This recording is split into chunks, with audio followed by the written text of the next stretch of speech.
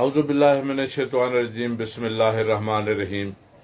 आपका होस्ट कड़वी बात के साथ अल्ताफ हुसैन हाजिर खिदमत।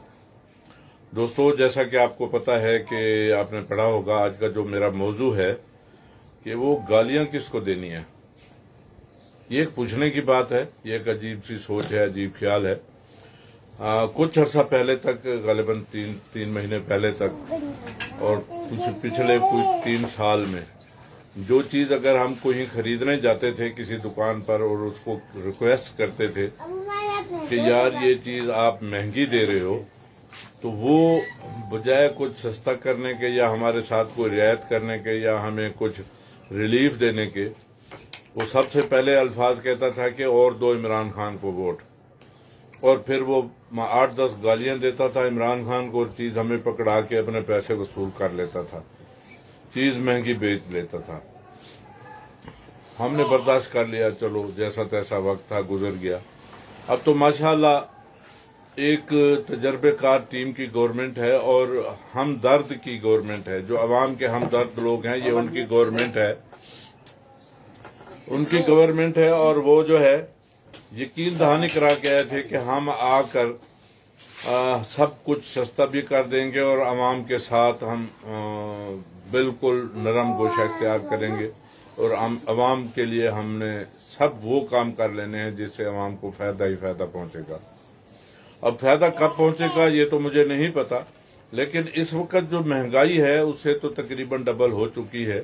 और मजीद भी बढ़ती जा रही है। तो पूछना ये था कि अब गालियां किसको देनी है, क्योंकि उस वक्त तो इमरान खान को गालियां दी जाती थी, चलो चल जाता था, सिलसिला एक ही बंदा था। अब ये नहीं समझ में आ रही कि गालियां हमने शहबाज शरीफ को देनी है, गालियां हमने जरदारी साहब को देनी है, गालियां हमने मौलाना फजलुर रहमान साहब को देनी है, या गालियां हमने नवाज शरीफ को देनी है। कोई हमारा माइंड सेट करा दे, हमें ये बता दे कि हमने गालियां देनी किसको है, क्योंकि गालियां तो पढ़नी ही पढ़नी है, जिसके खाते में आएगा उसको गालियां पढ़नी है। अगर हाँ वो ये महंगाई ना बढ़ती, ये मामला तेज ना होते, इतने मसले ना बनते, तो शायद गालियों से बच जाते और जो उन्होंने वादे किए थे उन वादों पर पूरे उतरते, तो फिर तो आज भी गालियां वाकई इमरान खान के हिस्से में आती, क्योंकि इमरान खान ने जो कुछ किया, अगर वो ये उससे अच्छा कर लेते, उसको ठीक कर लेते, इसके मामला दुरुस्त कर लेते, तो फिर तो आज भी गालियां इमरान खान के हिस्से में ही होती। क्योंकि इमरान खान अगर गलत था और उसने गलत किया तो उसका खमियाजा तो उसको भुगतना था, क्योंकि अब तो ना इमरान खान है ना उसकी गवर्नमेंट है, अब तो माशाल्लाह बड़े बड़े समझदार लोगों की और तजर्बाकार लोगों की गवर्नमेंट है, और उस गवर्नमेंट ने आकर ये मुल्क की बागडोर संभाली है। तो वो अवाम को कितना रिलीफ दे रहे हैं सारी अवाम को पता है, सारी अवाम जानती है। और उन्होंने तो खैर ये भी पहले कह दिया था कि beggar is not chooser, beggar can't be chooser. तो बेगर कहाँ से जो है ना उसकी क्या चॉइस होती है, क्योंकि मांगने वाला कभी जाकर किसी से ये नहीं कह सकता कि आज मुझे जो है ना 5 रुपए नहीं 10 रुपए दो या 50 रुपए दो। वैसे अब तो खैर इस किस्म की भी वीडियो आनी शुरू हो गई है कि फकीर को 10 रुपए दो तो वो लड़ पड़ता है, कहते हैं हर चीज तो महंगी होगी, मुझे अभी आपने 10 रुपए पे रखा हुआ है। अब तो फकीर भी माशाल्लाह समझदार और सियाने फकीर हो गए मांगने वाले, वो कहते हैं सब चीज महंगी होगी, आटा महंगा हो गया, घी महंगा हो गया, पेट्रोल महंगा हो गया, दुनिया की हर चीज महंगी होगी और हमें आपने सिर्फ 10 रुपए पे रखा हुआ है। अब वैसे फकीरों का भी रेट कुछ बढ़ना चाहिए, और इससे क्योंकि एहसास बढ़ेगा ना। तो लेकिन एक बात हमारे शहबाज शरीफ ने पहले कह दी थी कि बेगर कॉन्ट बी चूजर, तो ये बात चलो हम उनकी मान लेते हैं कि हमें अपनी चॉइस कोई नहीं करनी चाहिए, चलो जो भी जो देता है उसका गुजारा होता रहता है। और अगर ये मेरे ख्याल में अगर हमारी गवर्नमेंट जो इस वक्त हमारी गवर्नमेंट है, पता नहीं है कि उनको अमेरिका ने भेजा है, इम्पोर्टेड है, या कि पाकिस्तान से ही बनी है, या इंग्लैंड से बनी है, या जहां से भी चलो जैसे भी बनी है, जिस हिसाब से भी बनी है, अगर उसने वाकई अवाम की भलाई के लिए सब कुछ करना होता है या अवाम की भलाई के लिए, चलो मैं इस बात को मान लेता हूँ کہ جو کچھ ہے عمران خان خراب کر گیا. تو اب ہماری جو گورنمنٹ ہے وہ ہمیں یہ یقین دلا دے کہ اتنے عرصے میں ہم اس کو ٹھیک بھی کر دیں گے. اس کو اگر کوئی راستہ نظرتا ہے تو وہ کہہ سکتے ہیں کہ جی ہاں ہم اتنے عرصے میں اس گورنمنٹ کو اس نظام کو درست کر دیں گے, چیزیں کو ریٹ بھی صحیح طرح پر لے آئیں گے اور سارے معاملات بھی درست کر دیں گے. تو پھر بھی چلو بندہ صبر کر لیتا ہے, کیونکہ اس سے پہلے بھی کہا گیا تھا کہ قوم کو گھاس کھانا پڑے گا.